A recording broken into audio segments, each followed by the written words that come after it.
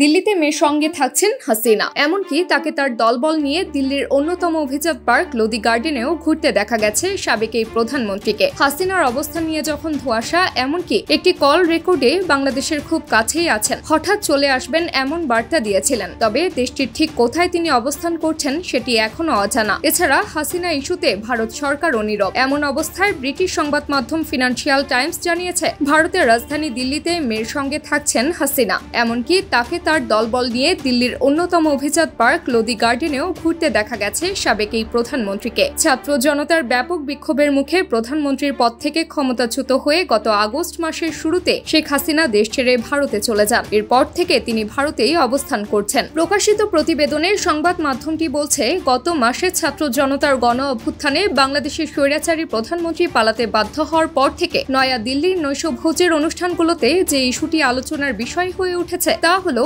শেখ হাসিনা এখন কোথায়। গত 5 আগস্ট বিক্ষোভকারীরা যখন তার ঢাকার বাসভবনের দিকে মিছিল সহকারে এগিয়ে যাচ্ছিল, তখন হাসিনা পদত্যাগ করেন এবং বাংলাদেশি সামরিক বিমানে করে ভারতের গাজিয়াবাদের কাছে একটি বিমান বাহিনীর ঘাঁটিতে নামেন। নরেন্দ্র মোদীর সরকার তখন থেকে নিশ্চিত করেছে তিনি ভারতেই আছেন। তবে হাসিনার বিষয়ে আরো কিছু বলতে বরাবরই অস্বীকার করছে ভারতীয় সরকার। তবে এটি হাসিনার অবস্থান নিয়ে জল্পনা কল্পনা বন্ধ করতে পারেনি। বিভিন্ন মাত্রার বিশ্বাসযোগ্যতার সাথে ভারতের নয়া দিল্লির বিশ্লেষকরা দাবি করেছেন, ক্ষমতাচ্যুত সাবেক এই প্রধানমন্ত্রী ভারতীয় সরকারের একটি সেফ হাউসে রয়েছেন। তিনি তার মেয়ে সাইমা ওয়াজেদের সাথে থাকছেন, যিনি চলতি বছরের ফেব্রুয়ারিতেই বিশ্ব স্বাস্থ্য সংস্থার দিল্লি ভিত্তিক পদে আঞ্চলিক চাকরি নিয়েছেন। এমনকি তাকে তার দল বদলের সাথে দিল্লির অন্যতম সেরা পার্ক লোদি গার্ডেনে ঘুরে বেড়াতেও দেখা গেছে। আওয়ামী লীগ যখন বাংলাদেশের শাসন ক্ষমতায় ছিল, তখন হাসিনার শীর্ষ বিদেশি সমর্থক ছিল মোদী সরকার। হাসিনার ভারতে আশ্রয় নেওয়ার কথা স্বীকার করলেও সাবেক এই প্রধানমন্ত্রীর অবস্থান বা অন্যান্য বিষয়ে নীরবতা বজায় রেখেছে তারা।